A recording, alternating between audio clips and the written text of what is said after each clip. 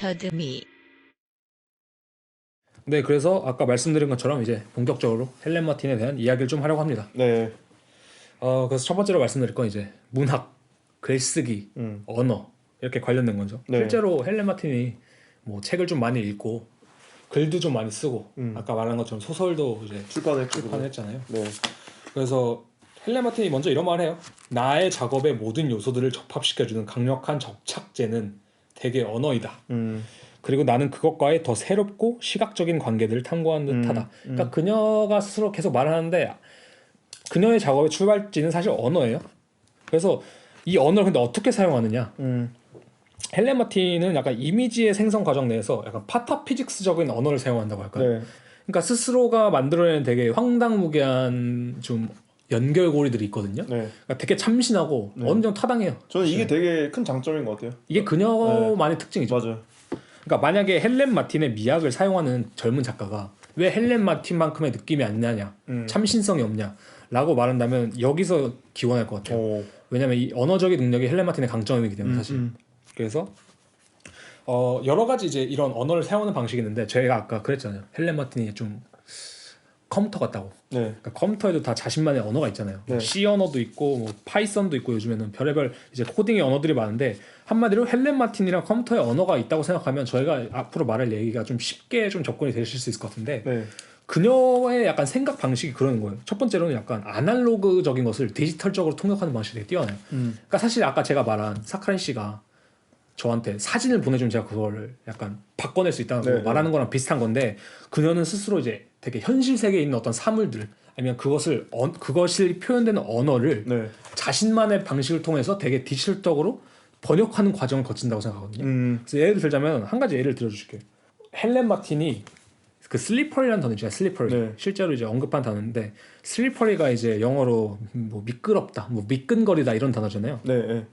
그런 단어를 디지털적으로 그걸 번역했을 때 어떻게 생각하냐면은 트랜스페럴이라고 해요. 그러니까 한마디로 전이 가능한. 네. 그러니까 쉽게 말하면은 현실에서 이렇게 미끈미끈한 뭐 비누 같은 게 있다 치면은 그런 것이 현실에서는 물성이 이제 미끈미끈한 비누가 될 수 있지만 네.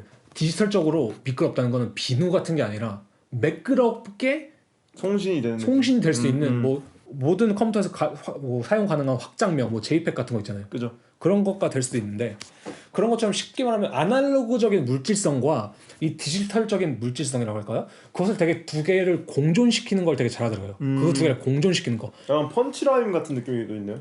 랩에서 어떻게 보면. 약간 그럴 수도 그죠. 있을 것 같아요. 그러니까 그 언어 방식이 좀 디지털과 아날로그를 넘나들 뿐이지. 네, 그래서 예를 들면은 그게 어떤 식으로 활용되면 비누의 예시를 좀 연장시키면은 그런 네. 거예요. 저희가 레디메이드로서 비누를 사용하면 그 비누는 비누의 의미밖에 없잖아요. 네. 근데 헬렌 마틴이 이런 식으로 어떤 번역 과정을 거쳐서 그걸 사용한다면은 네. 비누와 뭐 여러 가지 사물이 있겠지. 근데 그 작품 안에서 비누의 의미는 미끄러운 게 아니야. 전이가 가능한 어떤 전달력을 가진 매체로 사용되는 거죠. 쉽게 말하면은. 그렇기 때문에 기존의 맥락과는 되게 차별화되는 좀 엉뚱한 맥락으로서 되게 그런 재료들이 사용이 되는 거죠. 예를 들자면. 그렇기 때문에 아까 말씀드린 것처럼 그녀는 어떤 레디메이드를 사용하기보다 자신이 생각하는 물질성을 가진 것으로 변화시키는 작업을 하는 거죠. 그래서 이 실제로 영혼이 되게 창의적인 것 같아요, 확실히. 그러니까 엘렌 마틴이 가지고 있는 진짜 큰 강점이 바로 여기에 숨어 있지 않았나. 그죠? 생각도 들고. 그게 맞죠. 네. 그래서 실제로 어떤 말을 하냐면은 헬렌 마틴은 물질적인 것을 디지털적인 방식으로 다룬다. 그녀는 드래그하여 드롭하고 압축하고 압축을 풀고 크래시 시키고 리부트 시킨다. 그러니까 그게 되게 재밌는 생각이죠, 사실 이게. 그죠. 우리가 현실에서 사실 똑같잖아요. 우리가 현실에서 뭐 제가 물건을 가져오는 게 드래그한다고 볼 수도 있는 거고. 그죠. 근데 그런 식으로 세상을 바라보면은 여러 방식으로 접근할 수 있는 게 되게 많아지거든요. 그죠. 제가 재밌는 게 이걸 보니까 좀 생각나는 게 이제 덴마라는 만화가 있어요. 네. 근데 그 만화에서 이제 각자 능력자들이 나오는데 한 능력자 하나의 능력이 뭐냐면 자기가 보고 있는 사물의 대상을 이체화나 시키는 거예요. 내가 죽이고 싶은 적을 예를 들면 어떻게 죽이냐면은 기술을 써요. 네네. 그다음에 오펜시를 종이의 포스터로 만드는 거예요. 그럼 죽어요. 근데 그 안에 강철이 있는 건 그걸 이렇게 말아요. 네. 그다음에 이렇게 찢어요. 그럼 죽는 거예요. 그렇게 죽이거나 아니면은 그 한 가문을 멸망시킨 적이 있어요. 이 능력자가 가족 사진을. 그러니까 이것들을 다 모아서 이 포스터들을 다 모아요. 그 사람들을. 그다음에 돌돌 말아서 바다에 풀어버리는 거예요. 그럼 종이는 어떻게 돼요? 물에 젖잖아요. 그럼 어떻게? 그리고 풀어지잖아요. 그 사람의 온몸이 풀어지는 거예요. 근데 상대방 그 고통을 다 느끼고 되게 잔인하지만 그 감각이 다른 느낌 있잖아요. 그러니까 말이 안 되는 거죠. 그러니까 이미지, 그러니까 종이 위에 있는 프린트된 이미지가 느낄 수 있는 감각을 인간이 느끼게 하는 거니까. 사실 그러니까 인간이 뭐 사실 물에 떠서 찢겨지려면 거의 억만 년의 얼마나 오래 있어야 되는 건데. 헬레마틴도 비슷한 식으로 활용을 하는 거죠. 이런 감각의 치환이라고 말할 수도 있을 것 같고. 감각의 치환. 그렇죠. 그리고 또 다른 것 중 하나가 이제 아까는 이제 아날로그와 디지털을 들었으면 약간 현실과 예술을 좀 현실과 예술일까요? 아니면 현실과 좀 다른 감각들을 섞어내는 게 있는데 예를 들자면 그런 게 있어요. 그녀가 실제로 전시에 사용했던 건데 소화 과정을 되게 예시로 들었거든요. 헬렌 마틴이. 그러니까 우리가 음식을 먹고 소화를 하는 것은 그거잖아요. 사실 우리가 뭘 먹든 그 안에서 변형이 일어나고 똥으로 나오는 것처럼. 그러니까 그게 헬렌 마틴은 그런 식으로 말해요. 소화라는 것은 음식을 먹은 뒤 변형적 패턴이 발생하고 그것이 다른 물질로 변환되어 나오는 과정이다. 그런 거 봤을 때 헬렌 마틴에게 이 소화라는 것은 예술이랑 똑같은 거야. 예술가들도 뭐 물감을 사고 뭐 나무를 구해서 뭐 석고를 사서 이걸 어떻게 쪼물딱 하면은 똥처럼 하나가 나오는 거잖아. 새로운 과정, 그러니까 새로운 결과물 하나가. 그럼 저도 이제 예술 작품을 할 때 저도 그런 식의 고증인데 진짜 똥 같을 때 있잖아요. 실제로 그런 말이야. 예술 똥 맞는 기계다. 그죠. 그런 비유가 맞아. 뭐 유명해져라. 똥을 싸도 박수를 받을 테니. 그러니까 그런 것처럼 헬렌 마틴 이런 식의 되게 창의적인 사고 방식을 좀 가진 사람이에요. 그래서 근데 이런 사고 방식이 헬렌 마틴이랑 컴퓨터 안의 언어에서 가능한 거지 사실은. 그리고 그녀가 또 몇 가지 예시를 들어드리자면 뭐 그녀는 납골당에서 발굴한 가짜 유물 사진에 보석으로 덮인 해골에 대해서 뭐 바로크적임과 동시에 에로틱한 이미지를 가지고 있다. 와 같은 되게 상충되는 이미지, 그 두 가지 공감을 그럴까요? 뭐 그런 걸 좀 편입시킨 것도 있고 수도꼭지를 파는 매점에서 이 수도꼭지는 사실 어떤 숭배가 거의 기독교적인 핀트가 있다. 그리고 모든 수도꼭지들이 거대한 소변기 같은 대야로 흘러들어가는 것에 대한 변태성, 뭐 그것을 사용하는 것이 포르노적이라든지 아니면 뭐 되게 야하다든지 뭐 그녀만의 독창적인 비유를 드는 거거든요. 한마디로 그녀가 수도꼭지를 사용하는 거는 이것은 자본에서 물이 나오는 소비가 아니라 그냥 변태야, 변태. 그거는 걔한테는. 그런 느낌으로. 아니면 그녀가 수도꼭지를 사용한 건 처음에 말했던 것처럼 기독교적인 의미로 사용할 수도 있고 자신만의 그 번역의 과정이 있는 거예요. 소화라는 비유를 든 게 재밌는 게 제가 방금 이거 오표씨 얘기 들으면서 위장을 그려봤거든요. 근데 이게 되게 그 알고리즘의 도표랑도 비슷하네요. 그러네. 뭔 느낌인지 아세요? 그러니까 어쨌든 소화라는 건 위에 우리가 누워서 먹는 사람도 있죠. 거꾸로 먹진 않잖아요. 그러니까 소화라는 건 일반적으로 중력을 따라 내려가는 식으로 진화했잖아요. 우리 체계가. 근데 알고리즘도 사실 위에서 아래로 가거든요. 대부분 어떤 표를 그리는 방식이. 약간 소화를 표현한 게 아니라 이거일 수도 있지 않을까라는 생각이 들도록. 이걸 또 들고 이걸 이렇게 말하고 나서 또 드는 생각이 뭐냐면은 정확한 예시가 떠올랐어요. 뭐냐면 그거예요. 우리 팝하고라든지 뭐 구글 트랜슬레이터 이런 거 쓰잖아. 그러니까 헬렌 마틴한테 그런 거야. 수도꼭지를 헬렌 마틴 자기 수도꼭지 치면은 변태로 나오는 거. 자기 백과사전 비누 치면은 JPEG 이렇게 나오는 거. 그러니까 그런 식으로 가니까 작업이 수수께끼가 될 수밖에 없는 거지. 난해하고. 재밌네 이런 거 보면 진짜. 그래서 이런 언어적 근데 이런 과정이 일어날 수 있는 중추적인 그것이 바로 언어다. 왜냐면 언어가 없다면 이런 것도 일어날 수 없거든 사실. 그죠. 그러니까 감각적으로 뭐 이렇게 생각할 수 있지만 이것을 그러니까 아까 말한 것처럼 알고리즘이라든지 워크플로우로 고정시킬 수 있는 거, 그냥 하나의 언어 함유시킬 수 있는 것은 개인의 언어다. 그래서 언어가 그녀한테는 되게 중요한 것 같아요. 맞아요. 언어적 특성이랑 관련해서 뭐 또 생각나는 게 제가 그 일레이에 대해서 계속 얘기했었잖아요. 근데 일레이라는 거는 감각적으로 뭔가 스무스하게 가야 되는 거거든요. 근데 이제 그거랑 관련해서 언어적 특성을 이제 헬렌 마틴이 언급한 게 독일어 단어 중에 이제 볼켄크라츠라는 단어가 있어요. 이제 영어로는 스카이스크래퍼인데 스카이스크래퍼가 직역하면 뭔 뜻이죠? 하늘 긁게. 그죠. 하늘 긁게잖아요. 하늘 긁는 거. 근데 이게 한국말로 하면은 마천루예요. 그 높은 빌딩. 우리가 알고 있는 그 높은 빌딩. 하늘을 긁는 것처럼 높으니까. 근데 이게 되게 공감각이 다 들어있잖아요. 하늘을 긁는다라는 느낌을 큰 빌딩이 그 구름에 닿을 정도까지 공격하는 것까지 공감각적인 신상이 이끌어내는데 이런 단어들 뭐 예를 들면 아까 방금 말한 스카이스크래퍼라든지 독일어 단어 중에서 이제 토이펠스크라이스. 토이펠이 이제 악마죠. 악마고 이제 크라이스가 원인데 이것도 이제 그 뒤의 뜻을 아는 순간 심상이 열리잖아요. 이게 악순환이라는 뜻이잖아요. 토이펠스크라이스 악순환이죠. 그리고 그 외에 이제 한국어에서도 뭐 보릿고개, 쥐뿔, 피땀, 뭐 종이호랑이, 뭐 하룻강아지 이런 단어들이 그러니까 이 합성어의 이 주된 포인트가 공감각이 포인트인가요? 아니면은 완전 다른 의미를 만들 그 두 개가 모여서 완전 다른 의미를 만드는 게? 그건 좀 이제 되게 다양한 것 같아요. 사실 이 스카이스크래퍼 같은 거는 긁는 느낌의 감각이 더 향유된 것도 있고 종이 호랑이도 사실 생각을 했을 때 나풀거리는 호랑이의 느낌 있잖아요. 그렇지. 종이로 만들어진 연약해 보이는 느낌이 있지. 근데 그게 사실 진짜 그게 그 뜻은 또 웃기잖아요. 그러니까 센 척하는데 속은 나약한 사람. 그치. 그러니까 겉보기에는 그럴싸한데 호랑이 같은데 되게 외강 내유의 스타일. 그러니까 이런 식의 그 단어들이 사용되는 거 우리의 실생활에서. 그죠. 근데 이것들을 저는 이제 헬렌 마틴이 이 단어들을 굳이 언급한 이유가 본인이 이제 오브젝트를 나열하는 방식에서 그 뒤에 새로운 심상을 이끌어내기 위해서 딱 한 방식이 이런 거지 않을까 하거든요. 융합 합성어 자체도 어떻게 보면 되게 그러니까 메타포적이라기보다는 그 파타피직스적이라는 게 좀 있는. 그죠. 이것이 어떻게 보면 되게 파타페이스적이죠. 근데 이 융합 합성어 같은 경우에는 그러니까 우리 인간들 사이에서 많이 합의가 되었기 때문에 우리가 이 뜻을 알 수 있는 거고. 그렇지. 그 외에 일반 합성어들 같은 경우에 사실 뭐 하룻밤, 아니면 뭐 깐마늘 이런 것도 있고. 이건 좀 합성어라 하기에는 뭐 단어긴 하죠. 어쨌든 이제 굳혀진 단어니까. 되게 합쳐진 건데 뭐 그냥 지역해도 알아낼 수 있는. 근데 그런 단어들은 사실 그 단어의 뜻이 그 뒤에 있는 무언가를 내포하는 게 아니라 그 단어의 그냥 충돌로 만들어진 거거든요. 그죠. 깐밤, 뭐 깐마늘, 그냥 진짜 깐마늘이라는 그 비하인드 스토리가 없잖아요. 깐 마늘 이 대상이. 근데 저는 이게 오히려 약간의 기존 콜라주 작업이랑 약간 그런 거 같네요. 뭐야? 그때도 웃긴데 오리너구리. 그죠. 오리랑 너구리랑 섞어놓은 거 자생했고. 그거는 사실 융합 합성어인 줄 알았는데 그러니까. 진짜였어. 그냥 동물들도 그런 게 많죠. 뭐 금빛 무늬 뭐 원숭이가 있으면 실제 금빛 무늬가 있는 거니까. 그죠. 그거는 이제 진짜 그거고. 지금 가면 그런 거니까. 뭐 융합 합성어로 된 동물도 있을 거예요, 사실. 융합 합성 된 동물은 없을 것 같은데. 파타피식적인 동물 아닐까 그런 건? 너무. 뭐 일단 생각이 안 나요. 개새 이런 거요? 개새죠. 맞네요, 개새. 개새. 우리가 알고 있는 그 개새 그런 거. 아무튼 뭐 그런 게 있죠. 네. 그래서 이걸 제가 보니까 느낀 게 방금 말씀하신 게 중요 핀트 같아요. 이런 뭐 볼켄크라처라든지 뭐 보릿고개 이런 거는 우리가 합의를 봤기 때문에 우리가 이해할 수가 있는 거잖아.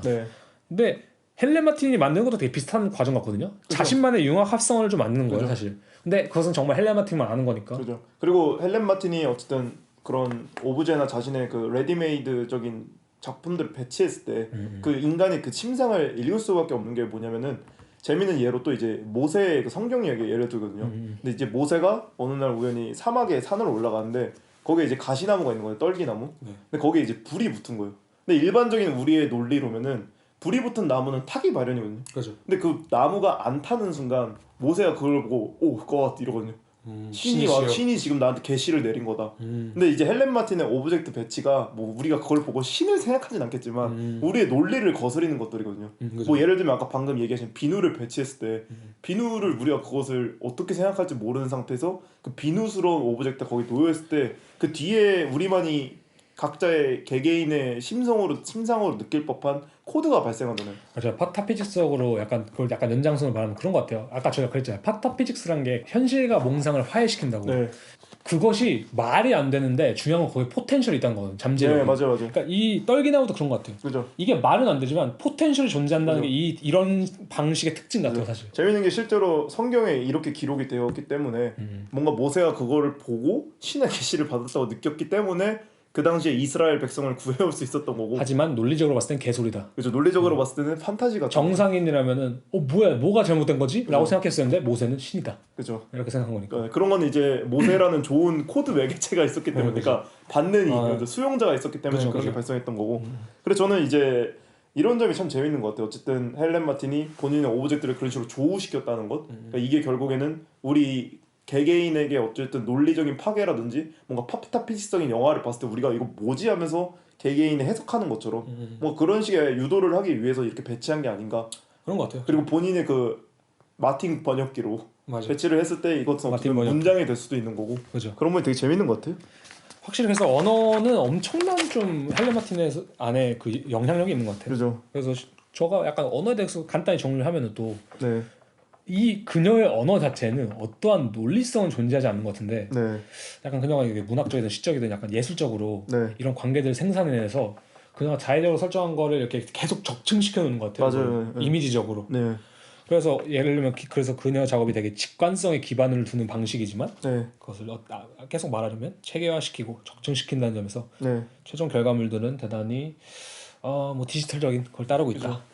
그래서 마지막이 아니라 이제 이거에 대해서 그 한 평론가? 네. 평론가가 말한 게 있는데 그녀의 글쓰기는 단어들이 꽉 차 흘러 넘쳐 놀라우리만큼 수다스럽다. 그녀는 왁자지껄한 거죠, 그죠? 왁자지껄하죠. 작업이 왁자지껄하잖아요. 작업이 다 그러는 거야. 포리꼬게 뭐 볼캔크라쳐 하나씩 다 그러고 있는 거야. 그죠. 그녀는 음식과 예술 사이의 관계에 대한 전적으로 그녀만의 것이지만 동시에 전체 문화에 대한 대단히 파워풀한 증상의 알레고리를 만들어낸 거야. 알레고리 맞네. 이미지들은 무엇이든 간에 내가 읽는 것에서 기원한다. 라고 헬렌 마틴이 또 말하죠. 근데 이게 재밌는 게 제가 사실 저희가 헬렌 마틴 작업을 봤을 때 그렇다고 해서 헬렌 마틴이 진짜 언어들을 배치하진 않잖아요. 아 그죠. 근데 그 약간 심상들을 이끌어내는 방식이 똑똑한 게 되게 계속 언급했던 거지만 이제 공간감적인 심상을 이끌어낸단 말이에요. 네네. 제가 아까도 말했던 게 헬렌 마틴이 의도적으로 레디메이드가 아닌 레디메이드스러운 조형들을 이제 배치해 둔 것도 뭔가 그런 식으로 우리가 어쨌든 그 심상을 이끌어 읽고 아니면 그것에 좀 이렇게 빠져들 수 있게 하는 방법은 그 재료들이 가진 물질성을 되게 잘 연결시켰기 때문이라고 생각하거든요. 그렇죠. 실제로 이제 본인이 언급하기를 어떠한 자기가 어떤 재료를 가지고 하나의 조형을 만들 때 그 전문가들이랑 되게 연구를 하고 만든다고 하거든요. 재료의 전문가. 네. 그러니까 재료들끼리 가지고 있는 그 이것들이 뭐 언어가 아니기 때문에 우리가 언어를 넘어서 뭔가 감각을 유발시키려면 그 감각을 최대한 유지할 수 있는 게 바로 이제 우리 인간의 머릿속에 있는 그 뭐라 하죠? 물질성이죠. 그거에 대한 감각을 잘 이끌어내는 것 같아요. 그죠. 그것도 되게 헬렌 마틴이 가진.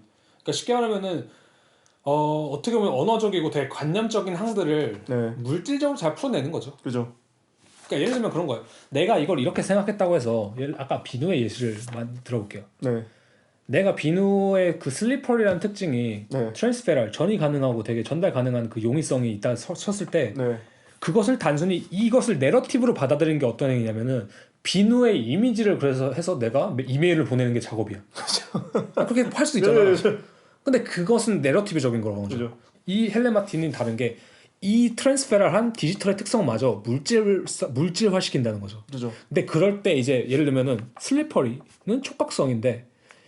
촉각성이고 이 디지털적인 것은 촉각성이라기보다는 제 생각에는 좀 다른 관념성이라고 해야 될까? 근데 이것들이 두 개가 합쳐지면서 공간감적인 심상을 만들어낼 수 있다는 거지. 그리고 이제 헬렌 마틴 어쨌든 오브제로 작업을 하는 사람이기 때문에 그죠. 이거를 밖으로 끄집어 내오려면 적절한 물질과 어떤 재료를 찾아야 되는 거죠, 그죠? 맞아. 그러니까 이것에 중매할 수 있는 미디어죠. 그러니까 그 물질성이 이 자기가 생각하는 이 자기 알고리즘의 미디어를 딱 표현할 수 있는 방법 중에 하나. 그렇죠. 헬렌 마틴 어쨌든 뭐 철학자도 아니고 예술하는 사람이니까. 제가 생각하기에 헬렌 마틴이 본인이 못 박은 게 있어요. 더 이상 디지털 작업을 하지 않겠다. 이건 사실 왜냐면은 이거는 그 중매제가 아니거든요. 거기서만 머무르잖아요, 디지털에서만.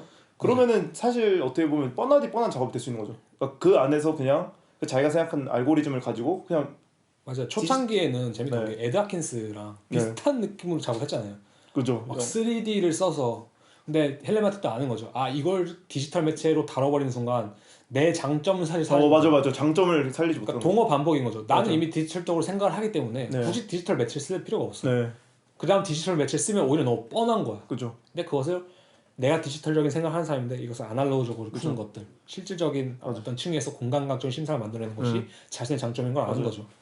그래서 진짜 이게 되게 영리하고 장점인 것 같아요. 그러니까 헬렌 마틴이 다른 사람들의 작업이랑 차별될 수 있는, 그러니까 이 사람의 작업이 왜 뉴하다고 했을 때가 그 사고방식 때문인 것 같아요. 그러니까 보여지는 작업 자체는 어쩌면은 크게 뭐 사람들이 봤을 때 크게 뭐 감흥이 안 올 수도 있거든요. 근데 그 사고방식이 진짜 이게 좀 되게 디지털적인 뉴한 아닌가.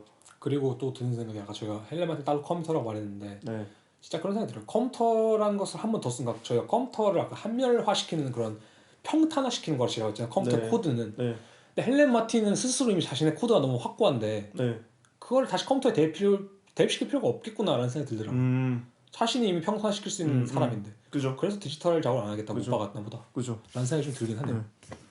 재밌네요, 확실히. 네네. 이런 부분들이 헬렌 마틴이 어떻게 오브제를 다루냐도 생각할 수 있게 되고 왜 그녀가 더 이상 3D를 안 쓰겠다 그런 것도 생각나고 그래서 실제로 재밌는 게 저희가 디지털의 얘기를 너무 많이 하는데 실제로 헬렌 마틴의 작업을 보면은 전혀 디지털스럽지 않은 것도 많거든요. 대부분 다 그냥 진짜 물질, 그죠? 그냥 우리가 볼 수 있는 일상적 오브젝트나. 근데 저는 그게 어떤 지점이 있냐면 그래서 젊은 작가들이 헬렌 마틴의 미학을 좀 따라한다고 할까? 아니면 그것을 좀 추구할 때 나타나는 부작용이라 생각해요. 헬렌 마틴의 작업은 아날로그적이야. 그리고 물질성이 너무나도 재밌어. 맞아요. 근데 실제로 요즘 그런 작업들이 되게 많거든요. 물질성만 강요하고. 아날로그적으로 되게 또 파타피직스적인 어떤 그 향기를 좀 섞어가지고 뭐 캐라멜을 좀 쓴다던가 좀 좋은 물질성을 써서 이것저것 오손도손하게 만들어내는 작업들인데 진짜 많죠. 중요한 거는 그 작가들의 중심에는 아날로그적인 작업 방식이 내재돼 있어요. 근데 헬렌 마틴의 작업의 본질은 이게 뭐 어떻게 나오냐 이것도 중요하지만 중요한 것은 그것이 디지털적인 작업 방식에서 나온 아날로그적인 그 작업이라는 거에 의미가 있는 거거든요. 맞아요. 그런 데서 되게 많은 오해들이 발생하는 것 같아요. 맞아요. 확실히. 그래서 그런 거 봤을 때 무슨 매력이 없는 것 같은 느낌도 되게 많고. 그러니까 뭔가 그런 얘기를 뭐 했잖아요. 그러니까 헬렌 마틴이 하는 이 작업의 오브제들이 디지털 이미지로 치환했을 때 점 같다 그랬잖아요. 그죠. 그래서 그것들이 어떠한 서순이나 선형적인 게 아니라 그냥 윙윙 난무한다고 해야 되나요? 점처럼 윙윙 난무하잖아요. 그러니까 그 헬렌 마틴의 작업이 얼핏 보면 되게 신기루 같은 느낌이 있는 것도 그것들 점 자체가 우리한테 보여지는 가상의 이미지 자체가 이미 가짜인데 그죠. 본인이 그 알레고리를 딱 따와서 오브젝트로 만든다고 해도 그것이 어떻게 보면 가상으로 보이는 거죠. 네. 그게 저는 어쩌면 헬렌 마틴이 그 레디메이드를 안 갖다 쓴 것도 그 허상을 주기 위함이거든요. 그러니까 완전한 공식성이거든요. 그죠. 그게. 우리가 왜냐면은 사실 어떠한 진짜 예를 들어 진짜 손톱 조각을 보면은 그 손톱 조각이라는 그 명확한 뭐라 하죠? 개념이 딱 보이잖아요. 그치. 그런 오브젝트들이 놓여져 있다면 여기 망치 있네? 여기 뭐 있네? 여기 저거 뭐 있네? 이것들로 뭔가 이야기를 하고 싶구나 라고 얘기할 수 있는데 헬렌 마틴 예를 들면 철로 만들잖아요. 그거 쏙 갖다 놨잖아요. 그럼 거기서 한 번 더 레이어가 쌓이거든요. 이거 손톱 조각을 한 철 조각 이게 뭐지? 근데 그것들이 이렇게 탐재돼 있어요. 심지어는 그리고 그것만 있는 게 아니니까 그 작업에. 그죠. 그러니까 제가 생각했을 때 요즘 작업에 그런 것들 많잖아요. 아까 저희 점이라는 식으로 표현했는데 실제로 그렇기 때문에 요즘 작업은 점처럼 흩뿌려 놓잖아요. 작업을. 맞아요. 되게 작은 설치물들을 픽셀이라고 가정하고 그것들을 어떤 한 공간에 동시다발적으로 되게 퍼뜨려놓는 경향의 작업, 그러니까 그런 식의 설치물들이 되게 많은데 그런 설치물들이 가장 크게 하는 실수가 사실 그거거든요. 그 위상을 제거하지 않는 거. 그러니까 말했잖아요. 아까 손톱을 갖다 놓거나 뭐 어떤 위상이 있는 사물을 배치할 경우 우리는 그것을 통해서 선을 만들어낼 수밖에 없어요. 그래서 꿰는 것에 너무나 익숙해져 있기 때문에. 근데 헬렌 마틴 그게 없거든요. 그죠. 그러니까 저도 뭐 그런 사람들 꽤 많은데 보면은 너무나도 내러티브가 세고 그다음 위상이 너무나도 존재 작업들에.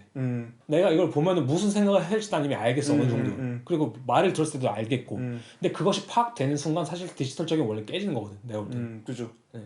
그래서 차라리 말을 안 하는 게 나을 수도 있고. 말 안 하는 것도 아니면 좀가 그 사고 방식을 바꾸는 것도 참 어렵기도 하고. 저희가 야나 오일러가 막 그런 인정을 했다고 했잖아요. 회화가 너는 이미지일 뿐이야라고 인정을 했다고 했잖아요. 그러니까 그게 어떤 회화의 권능을 지워버리는 거라고. 그걸 부품화시키는 거라고. 그거는 되게 비슷한 맥락인 거죠. 헬렌 마틴도 사실은. 그죠. 그래서 어떤 요즘에 그런 식의 작업들이 많이 등장할 때 제가 드는 생각은 좀 그런 생각을 많이 하는 것 같아요. 그러니까 저희도 이렇게 헬렌 마틴을 좀 분석을 해보면서 좀 느낀 거잖아요. 이 사람이 어쨌든 이 사람의 언어가 왜 그렇게 좀 좋게 평가가 되냐라고 했을 때 이런 부분이 되게 큰 강점이지 않을까. 처음 하게 뭔가 디지털 사고적인 맞아 빨리 하는 느낌도 있고 확실히. 그래서 뭐 이제 또 오펜 씨가 준비한 게 있잖아요. 그렇죠. 그래서 사실 이미지 저희가 여태까지 그래서 다루었던 내용을 잠시 정리하자면 두 개를 정리했었죠. 이미지와 언어. 그렇죠. 이미지와 언어를 합치면 뭐가 되냐. 그렇죠. 픽토그램이죠. 그렇죠. 네. 픽토그램에 대한 이야기를 잠시 해보려고 해요. 그래서 픽토그램이란 것은 그림을 뜻하는 픽처 그리고 전보를 뜻하는 텔레그램의 합성어로 무언가 중요한 사항이나 장소를 알리기 위해 그 어떤 사람이 보더라도 같은 의미로 통할 수 있는 그림으로 된 언어 체계이다. 그래서 뭐 픽토그램의 대표적인 예시는 그런 게 있겠죠. 운전하면 보는 그런 표지판 같은 것들. 그렇죠. 세계 어디를 가든 내가 좌회전을 해야 되면 좌회전 표지판 알아볼 수 있어야 되고 뭐 횡단보도가 있으면 횡단보도 알아볼 수 있어야 되는 것처럼. 근데 여기서 이제 근본적인 모순이 발생하죠. 모두가 알아볼 수 있는 언어 체계가 픽토그램이라고 하지 않았나? 라고 했을 때 이제 헬렌 마틴은 아니야. 내 언어 체계에서만 타당한 픽토그램이야 이건. 을 만들어낸 거죠. 그러니까 한마디로 헬렌 마틴은 전국 공용어의 픽토그램을 만든 게 아니라 내 생각에 내 언어에만 맞는 그 픽토그램을 만들어낸 거죠. 근데 이 픽토그램이라는 걸 좀 더 그래서 헬렌 마틴의 작업 과정을 좀 더 쪼개보자라는 의미에서 찰스 샌더스 퍼스라는 이제 철학자인가요? 뭐 철학자에 대해서 잠시 얘기하고 싶은데 기호론이 좀 유명하죠. 찰스 샌더스 퍼스는 이 기호론을 총 3개의 항으로 나눠요. 그 3개의 항이 뭐냐면은 첫 번째로 도상, 아이콘이라고 불리는 도상과 지표 이제 인덱스, 상징, 심볼인데 도상은 첫 번째로 말하자면은 사물적인 형태가 직접적으로 기호의 형태로 발현한 것으로 기호가 지시하는 대상과 닮은 형태를 지닌 것을 말한다. 그래서 예를 들자면 초상화. 그러니까 제가 사카시 초상을 그리면 사카시를 닮게 그려야 되잖아요. 그죠. 지시하는 거잖아요. 그죠. 그다음에 뭐 조각, 지도 똑같고 픽토그램도 아이콘에 속하는 거고 그다음 지표는 그 대상에 의해서 실제로 영향을 받고 그 사실에 의하여 그 대상의 기호로서 기능한 것을 말한다. 다시 말해 기호를 통해 지칭하는 대상이 필연적으로 연상되는 형태로 예를 들면 불의 표시로서의 연기, 비의 표시로서의 구름, 바람의 방향으로서의 풍향계. 그러니까 예를 들면 그런 거예요. 해골. 그러니까 막 죽음을 상징하는 느낌이기도 하고. 그러니까 뭐 약간 독극물에 해골 이렇게 딱 그려있잖아요. 해골 죽음으로써 해골을 우리가 상상하는 것처럼 이게 이제 지표 같은 거고 상징은 기호가 그것이 지칭하는 대상과 임의적이고 자의적인 관계를 맺는 것으로 그죠. 언어가 그 대표적인 예가 될 수 있다. 그죠. 이렇게 말을 하거든요. 그래서 그녀의 작업 방식을 제가 간단히 말씀드리면 이 기호론을 통해서 이렇게 해석할 수 있을 것 같아요.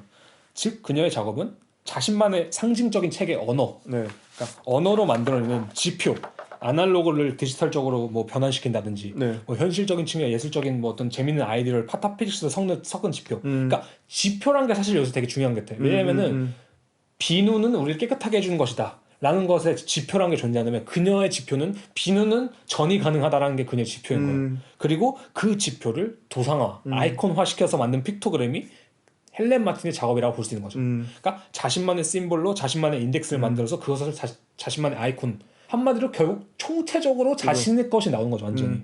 그런 점에서 이제 헬렌 마틴 작업에서 뭐 아까 젊은 작가들의 특징 중에 하나가 작은 조그만 스컬프처 같은 것도 있잖아요. 그죠. 그게 약간 그 헬렌 마틴 작업에서 되게 조그만 스컬프처들이 많잖아요. 그러니까 이것들이 제가 느끼기에 개인적으로 약간의 이런 지표들의 느낌인 것 같았어요. 지금 좀 오편 씨가 이렇게 해석을 한 거 보니까 왜냐면은 우리가 사실 컴퓨터 창 하나 켜보세요.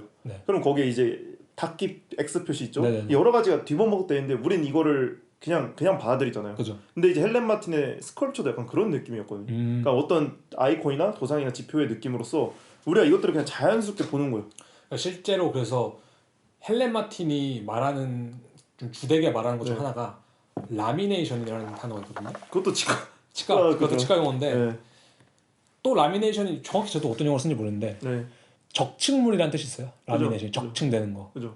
치과에서 라미네이션 그게 뭐죠? 그러니까 라미네이트라고 하거든요. 라미네이트가 뭐냐면은 기존의 이를 그러니까 삐뚤빼뚤어진 이일 수도 있고 그러니까 기존에 마음에 안 드는 이를 갈아내요. 그러니까 3분의 2에서 3분의 1까지만 남겨놓고 거기에 이제 인공적인 재료를 끼워 넣어서 되게 하얗고 평평한 이를 만든 거거든요. 그러니까 적층시키는 것도 그러니까 치과 그러니까 연예인들 보시면은 웃을 때 이가 빤빤한 데 있죠. 일자로. 그치, 하얗고. 그러니까 되게 그게 다 라미네이트거든요, 대부분. 아 맞아. 이번에 뭐 놀면 뭐하니 제시가 뭐 몇 개가 라미네이트다. 아 그래. 그게 다 그런 거예요. 그러니까 자기가 그러니까 똑같은 거죠. 두께 울퉁불퉁한 것을 없애고 평평한 일레이어 시키는 거죠, 어떻게 보면. 완전한 어떻게 보면은 포르노하네요, 진짜. 그래서 포르노하죠. 헬렌 마틴. 그 연예인이라는 직업과의 상징과도 맞잖아요. 그치. 그러니까 최대한 좋은 모습. 삐뚤빼뚤한 이는 그러니까 고른 이가 좀 더 아름다운 미적인 지금의 그 느낌도 있고. 그죠. 그래서 의도적으로 이 삐뚤빼뚤한 이를 없애는 것 같기도 하고. 아무튼간에 제가 말하고 싶은 게 적층물이라든지 총체성이 홀리스틱이라고 하거든요. 총체성이라는 말 되게 많이 쓰거든요. 근데 그래서 사카린 씨가 말하는 인터페이스라든지 이런 미학이라고 할까 그런 이미지들이 사실 어떤 그런 총체성을 가지고 있다고 생각해요, 저는. 아 그죠. 그러니까 우리가 그것을 따로따로 절대 분리해서 보지 않잖아요. 그죠. 하나의 총체적인 하나의 그 일레이어든 하나의 이미지로 그죠. 하나의 이미지로 판단을 하지. 그래서 좀 그런 맥락이 좀 존재하는 것 같고. 그죠. 그리고 좀 재밌는 게 그냥 시점으로 봤을 때 그런 것도 있는 것 같아요. 우리가 뭐 컴퓨터 많이 하는 거나 이제 스마트폰 많이 하는 분들이 대자연에 가도 뭐 카카오톡이나 뭐 이런 거 확인할 때 보면 자연스럽게 이렇게 되거든요. 근데 이게 그러니까 시선이 이렇게 작게 가잖아요. 그죠. 근데 이게 우리한테 좀 당연시 되는 것 같아요. 그러니까 우리가 부분을 집중하게 되는. 부분을 집중하게 되고 너무나 많은 코드를 한 번에 받아들일 줄 아는 거 알죠? 조그만 것들. 그러니까 자연스럽게 젊은 작가들한테서 작은 스컬프처가 탄생하는 게 약간 이런 신체적인 그러니까 우리가 현상에서 우리가 보는 방식이라든지 그 우리가 사용하는 미디어를 통해서 우리 인식이라든지 감각적인 부분에 그 결정이 되기 때문에 되게 현상이 그냥 자연스럽게 일어나는 것 같아요. 그렇죠. 그런 게 있을 것 같아. 그게 이제 전시 공간이라는 광대한 공간에서 펼쳐졌을 때 그 과정을 인식하게 되는 거죠, 사실. 아마 그 비슷한 맥락으로 그렇게 생각할 수도 있지 않을까요? 약간 옛날 고대 마야 문명이나 뭐 피라미드나 모아이 석상이나 말도 안 되는 거대한 건축물들이 많잖아. 그죠. 근데 그 사람들 표현하는 거는 신이란 말이야. 그죠. 근데 그 사람들은 신을 통해서 세상을 인식하기 때문에 되게 거대한 것에 되게 자유로운 거란 말이지. 그리고 그 사람들이 그 당시 바라보던 게 대부분 거대한 자연이었잖아요. 광활한. 그렇죠. 광활한 자연. 그래서 그거에 대해서 좀 그런 식의 거대한 조형물 탄생할 수도 있는 거죠. 우리는 모니터나 바라보고 핸드폰 스크린이나 바라보니까 조그맣게밖에 못 맞죠. 그리고 우리는 충분히 이 조그만 걸 안에서도 영화를 틀 수 있거든요. 그러니까 그 엄청난 걸 아까 그게 하멸이네요. 엄청난 걸 응집해서 충분히 작게 볼 수 있는 세상인데 굳이 그럴 필요가 없는 것 같아요. 넷플릭스가 잘 나가는 것도 그거인 것 같아요. 굳이 내가 영화관에서 이 엄청난 뭐라죠? 스크린에 이거에 대해 압도되고 싶지 않는 이상 뭐하러 거기까지 가냐. 집에서 그냥 한 달에 한 번씩 결제해서 보면 되는데. 정말 적절한 핀트 같아요. 요즘에 약간 그런 타이니한 것들이 모여서 하나의 거대한 전시를 좀 만들어내는 성향 자체. 맞아요. 요새 작가들의 작업들의 딱 구성 방식이 그런 것 같아요. 그리고 아까 저가 막 상징적 언어를 인덱스해서 아이콘화 시킨다고 말하는 걸 약간 연장선으로 갑자기 든 생각이 그녀의 작업이 되게 수수께끼화 돼 있다고 말하거든요.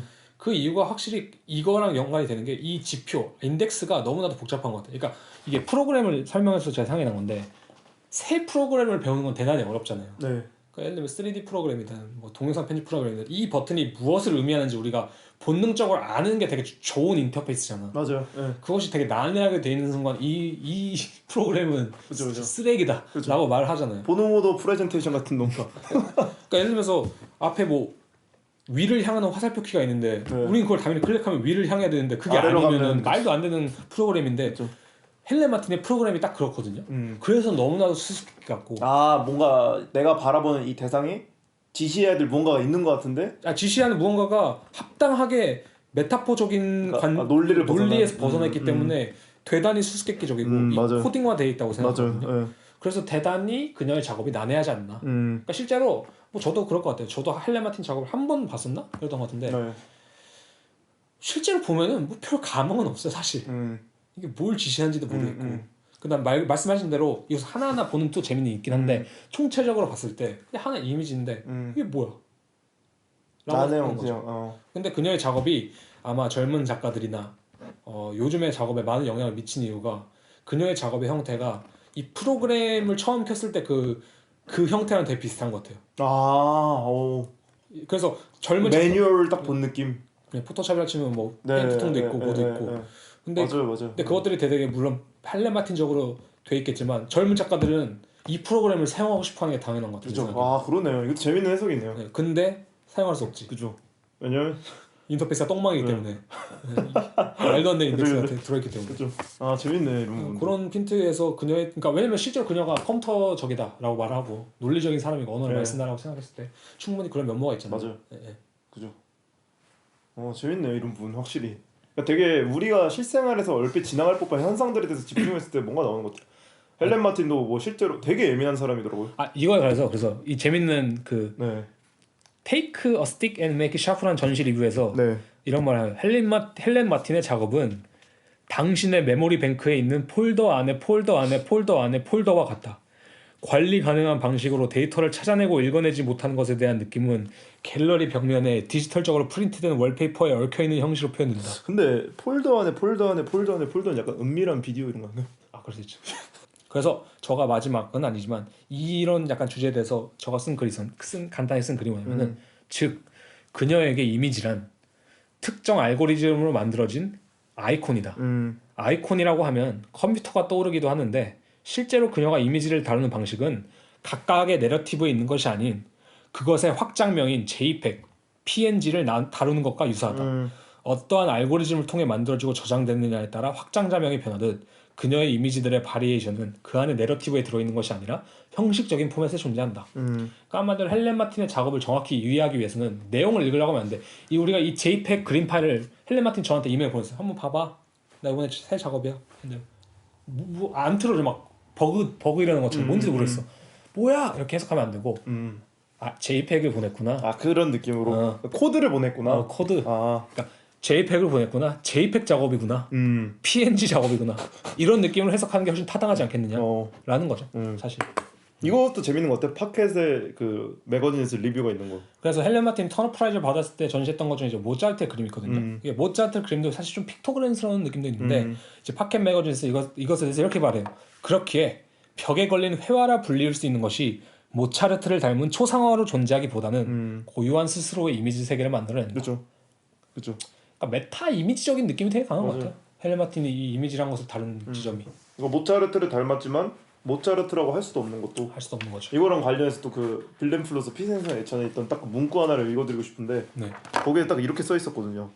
그러니까 컴퓨터 그림들은 무엇일 수 없지만 무엇이어야 하는 것을 상상적인 방식으로 존재하게 만들기 때문에 전통적인 존재론 전체를 무너뜨리고 이로써 이제 과학과 예술의 모든 구분 역시 무너뜨린다고 하거든요. 이게 되게 그 모차르트 이 그림의 얘기를 들어보니까 딱 뭔가 어렴풋이 이해가 되는 느낌? 아, 맞아. 저도 약간 그럴 것 같아요. 네. 그러니까 우리는 당연히 받아들이고 있는데 모차르트라는 아이콘을 받아들이고 모차르트라는 상징성을 받아들이고 모차르트의 컴퓨터에 떠다니는 이미지들을 자연스럽게 받아들이고 모차르트의 영화도 보면서 모차르트가 저기 있네라고 생각하지만 사실 이건 다 허구거든요. 그리고 헬렌 마틴이 여기서 표현하는 모차르트스러운 초상화도 사실 모차르트가 아닐 수 있는 확률도 엄청나게 많고 이것도 양자 중첩이고 그러니까 되게 이것이 예술과 과학의 존재가 지금 허물어진다는 것도 그건 것 같아요. 제가 방금 이제 허구성에 대해서 말해서 네. 저희가 말할 다음 거를 좀 자연스럽게 넘어가고 싶은 게 뭐냐면 애니메이션이거든요. 네. 그 러시아의 필름메이커 세르게이 아이젠슈타인이 똑같은 말을 해요. 애니메이션은 언제나 유동적인 움직이는 선들로 아무것도 없는 스크린 위에 무에서 유를 존재하게 만드는 것이다. 이것은 애니메이션을 환각적이고 동시에 추상적으로 만든다. 애니메이션화된 카툰은 이미지의 세계에 들어간다. 왜냐하면 그것은 외부의 현실을 아무것도 표상하지 않기 때문이다. 그러니까 저는 근데 이거의 첫 번째로 제가 이걸 중심적으로 말하고자 싶은 게 요즘 안트로포센트릭이라고 하거든요. 네. 그것이 한국말로 이제 인간 중심주의인데 그 사카린 씨가 말씀하신 것처럼 우리가 모차르트라는 픽토그램을 사용하는 것과 모차르트의 초상화를 그리는 것, 그러니까 이 컴퓨터에서 이 아이콘화된 모차르트의 이미지를 소비하는 것과 모차르트의 초상화를 그리는 것의 근본적인 차이점은 무엇에 있냐면 능동성에 있어요. 그러니까 누가 주도권을 가지고 있냐. 한마디로 능동성이 뭐냐면 컴퓨터 안에 모차르트는 우리가 그것을 사용하는 거예요. 네. 하지만 초상화는 우리가 그것을 그려내는 거예요. 아, 오케이. 그러니까 우리는 생성된 무엇을 우리가 사용하는 것을 방식으로 디지털적인 것을 접하거든요. 근데 초상화, 기존의 매체는 우리가 그것을 언제나 사용하는 방식인 거예요. 초상화 같은 거. 그러니까 이게 무엇을 말하는 거냐면은 헬렌 마틴이 애니메이션을 활용하면서 그런 말 많이 하더라고요. 그 디즈니의 얘기를 하는데 디즈니가 이런 책상이라든지 뭐 촛불 같은 거 있잖아요. 촛대 막 민영화 디즈니 건가? 네, 맞아요. 그런 것에 생명을 불어넣는 그 첫 번째 예시라고 하거든요. 그러니까 애니메이트라는 것 자체가 생명을 불어넣었다라는 뜻이잖아요. 애니미즘도 거기서 왔고. 그죠. 물론 우리가 그것을 이인화시키긴 하지만 우리가 그것을 오브젝트로 간주하지 않는다는 거거든요. 그죠. 애니메이션을 만든다는 것은. 그죠. 애니메이트를 한다는 것은 우리가 그것을 오브젝트, 객체로 간주하지 않고 주체로 만드는 행위가 애니메이션의 행위인데 그것은 즉 뭐냐? 탈인간 중심적이란 거예요. 인간 중심적인 사고 방식으로 우리가 그것을 재단하지 않고 그러니까 미키마우스도 똑같이 그거랑 말할 수 있는 거예요. 모차르트처럼 미키마우스는 우리가 생각하는 그 쥐야? 아니면 아니야? 라고 우리가 물어볼 수 있는 거죠. 미키마우스는 환각이야? 아니야? 미키마우스는 그냥 단순히 도상일 뿐이야? 아니야? 라고 우리가 물어볼 수 있는데 그래서 예를 들자면은 러시아의 필름메이커 세르게이 아인슈타인이 똑같은 얘기를 해요. 그는 애니메이션이 탈안트로포센트릭 즉 탈인간 중심주의적 사고를 기반으로 하여 오브젝트를 서브젝트로 만드는 과정이라 표현한다. 그러니까 이것은 결국에는 뭔가 오브젝트라고 하니까 우리의 입장에서의 쓰임 받는 무언가를 그거 자체에 혼을 불어넣어서 생명이 있는 주체로서 이렇게 부활시키는 느낌인 거죠. 그죠. 아. 그러니까 그리고 헬렌 마틴은 그 애니메이션이나 그런 기법들에 있는 그런 의인화라든지 탈인간 중심주의적인 그 관점을 약간 자신의 작업에서 되게 많이 차용을 하죠. 실제로 그래서 그래픽적인 작업도 되게 많고.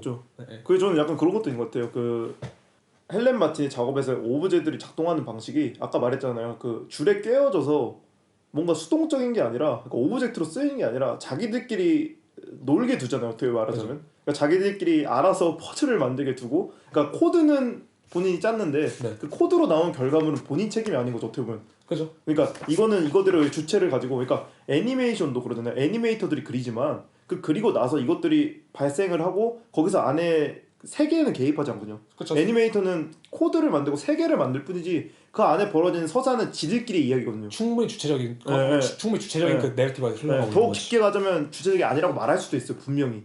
당연히 말할 수도 근데 있지. 안에서 작동하는 방식은 우리가 왜 아톰을 사랑하고 왜 원피스의 루피를 사랑합니까?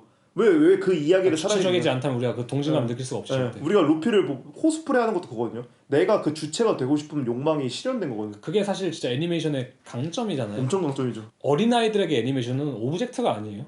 그죠. 어린들 꿈과 희망이었어요. 어른들에게도 그렇겠지만 어느 부분적으로. 그죠.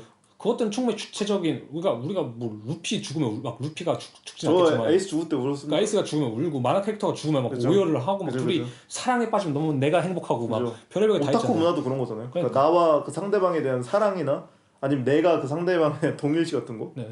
그래서 확실히 이런 탈안트로포센트릭을 계속 제가 말하잖아요. 그게 뭐냐면 결국 컴퓨터적인 관점이에요. 그러니까 왜냐면 탈안트로포센트릭이라는 이 맥락이 네. 주요한 화두로 미술계에도 다 많이 떠오르게 된 이유가 물론 우리 인간이 지금 자연을 파괴하고 뭐 여러 가지 악한 행위를 끼치고 있기 때문일 수도 있겠지만 동시에 인간의 언어 아까 제가 그랬잖아요. 우리가 초상화는 능동적으로 우리가 만드는 거지만 디지털은 우리가 소비하는 거죠. 수동적으로. 그런 거 봤을 때 우리가 우리의 언어를 뛰어넘을 수 있는 첫 번째 언어가 등장하기 때문에 그죠. 그게 바로 컴퓨터의 언어, 그죠. 즉 AI가 그죠. 된 거죠. 재밌는 게 또 애니메이션이라는 매체가 이 장르 특성이 사실 디지털과 함께 발전했잖아요. 그죠. 그러니까 TV가 없었을 때 애니메이션 존재할 수 없었거든요. 뭐 플립북 빼고는. 근데 플립북도 사실 컷의 모음이라는 거 우리가 알잖아요. 그죠. 그러기에 생명력을 불어넣는 방법은 우리 스스로가 그 매체가 돼서 손가락을 튕긴다든지 그런 방법인데 사실 어떤 모든 디지털 매체 발전과 함께 이제 애니메이션이 발전했다는 것도 이제 염두에 보면 되게 재밌는 거죠. 맞아요. 저는 이런 점이 재밌는 게 뭐 많은 작가들이 사실 그런 식으로 작업을 하잖아요. 내가 가지고 있는 어떤 생각을 나의 작품을 통해서 발현시키고 싶다. 그러니까 작품 자체가 되게 오브젝트하게 시키는 거잖아요. 그죠. 근데 이제 프란츠 베스트라는 작가도 재밌는 게 이제 인간의 신경 시스템을 되게 형성하려고 했어요. 그러니까 예를 들면 파스슈틱이라는 작업이 있는데 이게 어떤 형태의 이제 조각물이죠 어떻게 보면. 근데 그거를 뭐라죠? 관람객들이 언제든 자기가 만져볼 수 있었거든요. 근데 뭐 분명히 이렇게 생긴 막대기 모양이라면 머리에 두는 사람이 있겠고 등에 두는 사람이 있겠고 뭐 여러 가지 방식이 있을 거 아니에요. 그러니까 이게 뭐 비트겐슈타인의 말을 인용해서 작업을 하기 시작했다는데 우리가 바라볼 수 있는 모든 것이 우리 주체를 통해서 바라보면 다르게 쓸 수 있는 거예요. 그러니까 1인칭 시점일 수도 있고 이게 보면 되게 이렇게 세잔이나 인상주의 화가랑도 어울리는 거죠. 그러니까 내가 바라보는 대상이 나의 시점이나 나의 사상에 따라서 달라 보일 수 있다. 그러니까 그것들을 가져왔는데 재밌는 게 이제 그 한국의 이우환 작가 있잖아요. 그렇죠, 이우환 작가랑 이제 모노아 그분들이 그 모노파 이 사람들이 이제 주장했던 게 조금 다른 게 뭐냐면 어쨌든 그런 식의 사고를 좀 조심하자 이거였죠. 그러니까 내가 아무리 그 오브젝트에 생명력을 불어넣는다고 해도 내가 그것을 나의 관점에서 바라보고 다루려고 하는 재단하면 안 된다. 네, 그러니까 이게 뭐 어떻게 보면 좀 대국주의적인 마인드일 수도 있고 뭐 식민지화에서 일본이 그 이야기를 꺼내거든요. 일본이 한국 사람들에게 창씨 개명한 거랑 그치. 그 일본식 그 문화를 계속 주입하려고 한 게 그냥 자기네들의 주체에 맞서서 이 상대방을 바꿔버리는 거죠. 그러니까 만약에 그런 거죠. 그들이 우리에게 주체와 주체로서 존중을 했다면은 그죠. 그런 식으로 다루지 않았을 텐데 그죠. 그들은 우리를 오브젝트로 다뤘기 때문에 그죠. 한마디로 인간 중심적인 뭐 굳이 말하면 그 일본 중심적인 그걸 바라봤기 때문에 재단이 가능했던 거죠 그 당시. 그래서 이제 그 이우환 작가랑 그 모노파 작가들이 되게 했던 방식들이 그거거든요. 어떠한 예술 작품들을 배열을 했을 때 특히 뭐 자연에서 온 것들 있잖아요. 그냥 뭐 돌이 될 수도 있고 뭐 철판 그런 것들을 두고 얘네들을 작가의 오브젝트의 두 오브젝트로 보는 게 아니라 서브젝트와 서브젝트, 그러니까 서브스탠스로 보는 거예요. 두 개. 그러니까 얘네들끼리 어떤 거를 하는지는 우리는 관찰하는 약간 삼자의 입장에서 바라보거든요. 근데 이건 되게 애니메이션을 보는 거랑 비슷하거든요. 그쵸, 우리가 거기에 개입되는 게 아니라 돌과 거리 꽁냥꽁냥 노는 모습. 그죠. 그런 모습을 보는 거죠. 이게 되게 재밌는 것 같아요. 왜냐면 결국에 헬렌 마틴의 오브젝트들도 자기들이 헬렌 마틴이 개입을 안 했던 것처럼 그냥 서브젝트로 둬서 얘네들끼리 하는 무언가를 자신들끼리 어떤 걸 만들어내고 이런 게 되게 재밌는 것 같아요. 뭐 헬렌 마틴이 이우환 작가를 알았는지 몰랐는지 혹은 그러니까 여러 가지 자기가 작업을 하거나 뭐 디지털적인 작업이 이런 거겠죠. 더 이상 이제 오브젝트가 될 수 없는 작업들이니까. 그렇지. 그런 게 재밌는 것 같아요. 그래서 확실히 기술의 발전은 뭐 말한 것처럼 인간을 스스로 권능의 주체에서 좀 탈피시키는 게 있는 것 같아요. 그러니까 딱 그렇죠. 옛날에는 우리가 신을 언제나 숭배했잖아. 맞아요. 그 당시 우리는 탈인간 중심적인 사람들이었지. 인간이 중요하지 않았지 사실. 그죠. 물론 신도 인간의 관점이라고 말을 할 수 있겠지만 그죠. 크게 보자면. 근데 뭐 그런 이제 이성주의라든지 뭐 이런 전해들이 일어나고 이제 인간 중심적인 그런 것들이 되게 많아졌지만 지금은 신의 버금가는 우리가 신이라 부를 수 있는 컴퓨터라든지 인공지능이 점점 개발이 되어가고 그런 것도 약간 실현이 되어간 마당에서 우리의 인식이 당연히 그런 탈인간 중심적으로 가는 그죠. 거는 너무나도 당연하다. 그러니까 매트릭스나 AI 같은 거 결국에는 우리가 지금 살고 있는 세계를 똑같이 구현해내는 건데 이제 그 피상성 예측에서 그러거든요. 우리는 지금까지 가상이라는 개념이 완전히 다른 구현될 수 없는 세계라고 생각했지만 디지털이 발전되고 지금 VR도 나오고 이제 남은 방법은 사실 몇 개 없거든요. 조금만 더 기술이 발전해서 감각까지 느낄 수 있는 순간이 오게 된다. 그러면 이제 그때부터는 우리가 지금 알고 있는 우리 세계가 절대적인 진리라고 알았는데 이제 이게 서브젝트가 되는 거죠. 그러니까 두 서브젝트가 생기는 거죠. 그죠. 그러니까 나와 사물이 더 이상 나와 오브젝트로 관계하는 게 아니라 저것 자체가 나를 바라보는 서브젝트 될 수 있는 거예요. 그러니까 제가 말하는 건 정확히 그건데 요즘엔 되게 메타버스라는 네. 그 개념이 떠오르고 있거든요. 네. 근데 메타버스가 한마디로 메타 플러스 이제 유니버스의 합성어인데 뭐 AR 같은 거 있잖아요. VR 네. 같은 거, 네. 가상 현실, 증강 현실 뭐 이런 식으로 그런 것들을 보통 메타버스라고 칭하는데 그것이 제가 아까 말한 그걸 정확히 지적한 것 같아요. 옛날에는 우리가 컴퓨터든 간에 뭐든 간에 미디어, 그러니까 우리를 매개해주는 그 매개체로서 그것을 활용했다면 도구로서. 네. 그러니까 뭐 전화기도 제가 사카린 씨와 정보를 소통하기 위해 뭐 통화를 하기 위해 사용하는 매개체지만 VR이라는 세계는 우리가 VR을 사용하는 게 아니거든요. 우리가 VR에 들어가서 그 안에 있는 것을 우리가 활용하는 거라고 쳤을 때 그건 절대 제가 볼 때 능동적인 입장이 아니에요. 그죠. 우리가 그 안에 서브젝트가 된 느낌인 거고. 그것을 저는 가장 초창기 모델이 약간 RPG 게임 같은 거랑 비슷하다고 생각하거든요. 우리는 거기에 자유의지가 있다고 믿잖아요. 롤플레잉 게임에. 네. 오픈월드라고 하잖아요. 네. 흔히.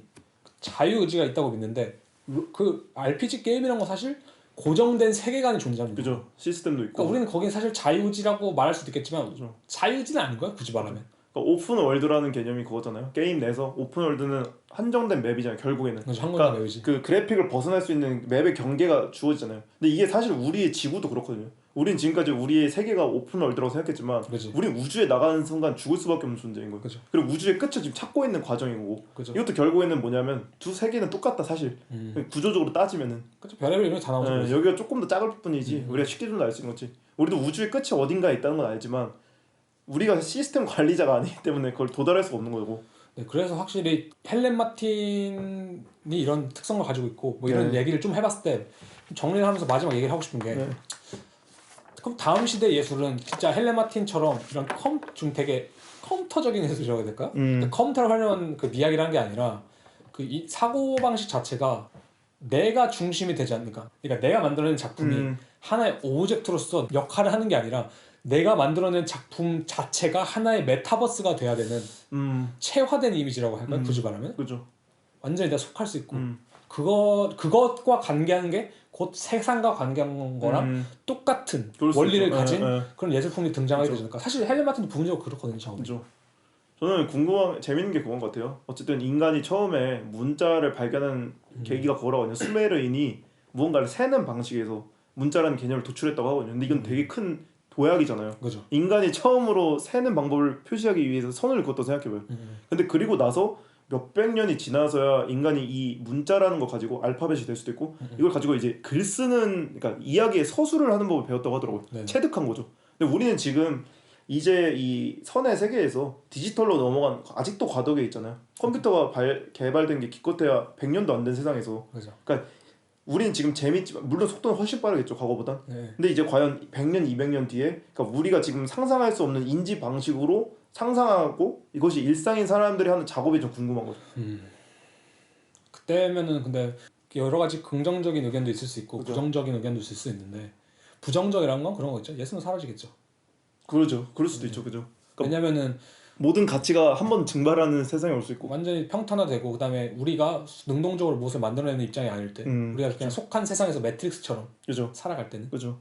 약간 그런 얘기도 하더라고요. 그러니까 이 지금 글로 달성할 수 있는 이 선형의 사회가 완전히 끝나잖아요. 역사가 종말한다. 그렇죠. 디지털엔 역사가 없잖아요. 맞아. 역사는 그리고 그 글에서 탄생한 역사니까. 재밌는 부분인 것 같아요. 그러니까 어떠한 패러다임이 일어날지도 모르는. 그래서 저희가 뭐 어제 얘기했던 것처럼 네. 헬렌 마틴도 이런 좀 변화라고 할까요? 전 사실은 이제 저희가 기존에 알던 이미지의 시대는 슬슬 끝나가는 생각하거든요. 굳이 말하면 약간 앤디 워홀로 대표될 수 있는 그런 광고라든지 그런 이미지의 시대가 끝나고 방금 저희가 말한 것처럼 이제 메타버스라는 좀 체화될 수 있는 이미지의 세계가 도래하고 있다 생각하는데 그것이 약간 헬렌 마틴이 지금 가지고 있는 좀 슬럼프라고 할까 스스로 느끼고 있는 그거랑 좀 연관이 된다 생각해요. 맞아요. 네. 그러니까 어쩌면 그런 거 있어요. 본인은 아까 방금 이런 메타버스의 세계로 지금 가고 있는 사람일 수 있는데 자기 주변은 이미 아직도 선의 세계이고 그런 것도 있고 그런 것 때문에 뭐 그럴 수도 있고 어쩌면 헬렌 마틴도 이 과도기에서 태어난 사람이잖아요. 그러니까 우리랑 비슷한 세대로 우리의 지금 우리는 이미 뭐라 하지 되게 어려워요 사실. 그러니까 너무나 많은 매체들이 섞여 있는 상태잖아요. 그러니까 슬럼프라고 방금 말했는데 슬럼프라기보다는 고민이 많다 여러모로. 저는 근데 충분히 슬럼프가 올 수 있을 것 같아요. 어쨌든 본인의 작업 방식이 자기 여러 가지 오브젝트를 자기 코드로 나열화시켜서 흩뿌리는 방식이었는데 그냥 본인도 이런 욕구가 있는 거죠. 제가 소설을 이야기할 때 이 이야기를 마지막에 하고 싶다는 게 뭐냐면 소설을 쓰는 거는 꾀기의 형식이잖아요. 그죠. 답답했을 거예요. 아 뭔가 자기 네, 뭔가 이렇게 그러니까 갈증이 해소가 안 되는 거죠. 아니 그렇죠. 왜냐면은 저희가 예술이 없어질 수도 있겠다 이런 말을 한 게 사실 하나의 이론적 프로세스로 회귀하는 순간 모든 것은 똑같아지거든요. 그죠. 그러니까 헬렌 마틴 스스로 그걸 깨달았다면은 그죠. 약간 허무함을 좀 느꼈을 것 그럴 같아요. 것 같아요. 슬럼프에다 허무함이 좀 있는 것 같기도 하고. 내가 지금 뭐 하고 뭐라죠? 있는 뭘 해야 되는 거지 이런 거 있잖아요. 그러니까 그녀가 어떤 좀 새로운 언어라든지 자신이 재밌다고 생각하는 그런 핀트를 위해서 뭔가 이렇게 열심히 했는데 그런 것들이 가정하는 게 사실 뭐 예술의 종말일 수도 있고 그러네. 이미지에 저희도 이걸 선정할 때 애초에 많은 작가들이 되게 비슷한 언어들을 쓰고 있는 것 같다라는 말을 했었잖아요. 네. 그런 것들을 봤을 때 그러니까 저도 가끔 그런 생각하거든요. 요즘에 뭐가 그렇게 크게 달라질 수 있을까? 근본적인 문제는 실제로 이 원리 자체, 이론적인 프로세스 자체에 있지 않을까? 라는 거예요, 사실. 그렇기 때문에 작업이 어느 정도는 좀 비슷비슷하게 나온 것들이 있을 것 같고. 그러니까 지금의 저의 돌파구라기보다는 어쨌든 헬렌 마틴 이외에 저희가 뭐 버니로스 같은 경우는 좋은 예라고 생각을 하는데 맞아요. 그 사람도 충분히 디지털적인 걸 다루잖아요. 그죠. 자기의 메타버스를 만들어냈는데 아직 그래도 이 사람의 작업이 어느 정도는 이야기가 있는 내러티브가 있지만 그럼에도 불구하고 디지털적인 거를 되게 잘 이야기할 수 있는 그 사람이 지금 우리 세대의 과도기를 잘 나타내는 작가라고 생각하거든요. 그러니까 뭔가 약간 지금 생각에는 굳이 가려면 그 방식으로 가야 되지 않을까? 버니로스죠? 네, 차라리. 왜냐면은 헬렌 마틴식으로 코드화로 간다는 거는 이미 그 사람이 해버렸고 그 두 번째 어려운 것 같아 확실히. 좀 그런 성향의 사람이 있고 또 아닌 사람이 있을 거긴 한데 그러니까 근데 이거는 이제 그런 사람이 있고 아니고의 문제를 떠나서 사회가 어떻게 변화했느냐의 또 문제니까. 그렇죠. 네. 그래서 아무튼 헬렌 마틴의 작업이 한마디로 간단히 정리를 하면은 현대에 가지고 있는 그 디지털의 특성, 이미지의 특성, 그다음 그것이 언어와 어떻게 합칠 수 있는지 정말 좋은 예시를 좀 보여주는 작업이라 생각해요. 맞아요. 네. 그 최근에 저도 이제 임근준 평론가 글을 읽었었는데 그런 말이 있더라고요. 내 작업이 망작이든 수작이든 상관없이 그 어떤 가치와 이상을 보여주는 게 되게 중요하다. 작가는. 근데 헬렌 마틴은 그걸 좀 해내는 작가 같더라고. 이 사람이 왜 이렇게 젊은 나이에 떴을까라고 생각하는데 그게 좀 답이 될 수 있을 것 같아요. 이런 식의 큰 가치를 보여주는 느낌. 우리가 생각하는 방식에 대한 이 새로운 세상, 뉴월드, 신세계의 인식, 신세계가 생각하는 방식을 진짜 잘 보여준 작가구나 이 사람이. 물론 그것이 뭐 좋을 수도 있고 안 좋을 수도 있겠지만. 그러니까 저도 이 사람의 작업의 이미지를 봤을 때 제 취향은 절대 아닌데, 그러니까 이 사람이 어떤 식의 생각을 가지고 작업을 했는지를 이제 알았을 때 그 약간 소름 돋더라고요. 그리고 그냥 약간 내가 그렇죠. 어쨌든 지금까지 살아온 나의 삶을 다시 좀 돌이켜보는 느낌. 그러니까 어떤 사고 방식과 인지 방식으로 살아왔는지. 확실히 부모님의 영향은 되게 클 것 같아요. 그렇죠. 그럴 수 왜냐면 제약이라든지 생물학이라든지 그렇죠. 사실 그런 것도 철학, 역사학 이런 거랑 또 다르잖아요. 그렇죠. 제약은 진짜 거의 나름 응용 과학이라고 할까요? 그 최첨단에 있는 거고. 생물학도 비슷하고. 그렇죠. 그런 거 봤을 때 이 현재라는 시기 아니면 그런 것에 되게 민감하게 당연히 반응할 수밖에 없죠. 왜냐면 저녁 식탁에서 먹는다 쳤을 때 뭐 제약 회사의 연구원이시니까 요즘에 이런 약이 나오는데 그거는 진짜 코로나를 위한 지금 제약 회사들이 엄청 백신을 만들었었잖아요. 그러니까 현대의 이슈와 되게 맞닿아 있는 게 제약 회사라고 또 생각하거든요. 병이랑 의학 이런 거랑도 엄청난 자본도 거기 왔다 갔다 하고. 그렇죠. 그런 거 봤을 때 그녀의 사고 방식이 좀 그런 데서 많이 기인했을 것 같아요. 아무튼 되게 좋은 시간이었어요. 그러니까 확실히 버니 로저스랑 헬렌 마틴의 성격이 너무 다르고 둘 다 어떻게 보면 좀 디지털 매트릭스는 작가인데 너무 다르고 사용 방식이 너무 달라요. 문과와 이과의 감성. 맞아요. 그게 수도 완전 있고 다르고. 어떻게 보면 되게 헬렌 마틴은 그러니까 버니 로저스는 그 앞에 이야기들, 그러니까 비하인드 스토리가 아닌 그 그 앞에 우리가 보는 이 가상 이미지들을 우리의 현실과 어떻게 끌어오냐를 이야기하기 위해서 꿰는 느낌이고, 헬렌 마트는 뒤에서 그 작동 방식을 내가 알려줄게, 삐리리리 이 코드 이 코드야, 이 코드를 하는데 이런 느낌인 거죠. 이게 재밌는 게 저희가 4명의 작가를 했잖아요. 네. 지금 이제. 근데 다 보면은 참 비슷하다면 비슷한 부분도 겹치는 부분도 있는 맞아요. 것도 있고 다 이렇게 다르게 나온다는 게 재밌는 것 같아요. 확실히. 그러니까 아직은 인간의 그 다양성이 재밌는 거다. 그죠? 이런 작가도 있고 저런 작가도 있어야 된다. 항상 그 얘기하고. 그죠. 그래서 슬슬 걱정이 되죠 저희는. 뭐 헬렌 마틴의 이제 작업 속을 어떻게 해야 될까. 그죠. 그건 진짜 좀 확실히 오늘 설명한 내용들 되게 복잡하잖아요. 어떻게 보면은. 네. 그다음에 이것들이 사실 다 까발려져 있는 건 아니거든요. 네. 헬렌 마틴 저 이거 했어요. 할 만큼 그런 사람 아닌데. 네. 그래서 저희가 이제 작업을 해석하는데 좀 고군분투할 것 같아요. 진짜 고군분투죠. 이거는 어쩌면은 언어로 치환되면 안 되는 걸 언어로 하는 거 느낌일 수도 있고. 그렇죠. 각자 아니면 파타픽스 글 하나 써는 그래서 그냥 서로 그러니까 아마 그런 시간이 될 것 같아요. 분명 이제 헬렌 마틴의 작업을 해석하는 데 있어서 네. 일정 부분 타당한 게겠지. 근데 어느 순간부터 서로의 파타픽스를 얘기하고 있는 거지. 그러니까요. 그럴 것 같아. 일단 한번 저희가 좀 더 한번 같이 한번 브레인스토밍을 해보고 천하화제일 추리 대회. 어떻게 가야 될지 한번 좀 더 얘기를 해보고. 그죠. 일단 저희가 헬렌 마틴을 소개하는 시간을 가졌으니까. 네. 청취자분들도 이 부분은 솔직히 개인적으로 이 편은 처음부터 끝까지 다 들었으면 좋겠어요. 맞아요. 제가 생각해도 이 중간에 듣는 것보다는 처음부터 끝까지 저희만의 지금 서사가 구축이 됐다고 생각하거든요.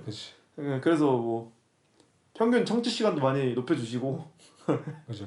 그래도 계속 들어주셔서 감사합니다. 이번 편은 그래도 단순히 예술을 떠나서도 좀 사회 전반에 대해서 생각할 수 있는 좀 또 재미있는 아이디어들이 좀 있는 회 같아요. 네. 들으면 이득, 안 들으면 손해. 그렇죠. 그렇게 얘기하고 끝낼까? 네, 저희는 그래서 4월 이제 첫 번째 주에 업로드하고 또 그러니까 첫 번째 주에 업로드한 이제 헬렌 마틴 1편 여기서 마치고 다음에 다음에 이제 작업을 분석하는 2편은 4월 둘째 주. 셋째 주죠. 셋째 주 수요일부터 업로드하도록 하겠습니다. 네, 감사합니다. 네, 감사합니다.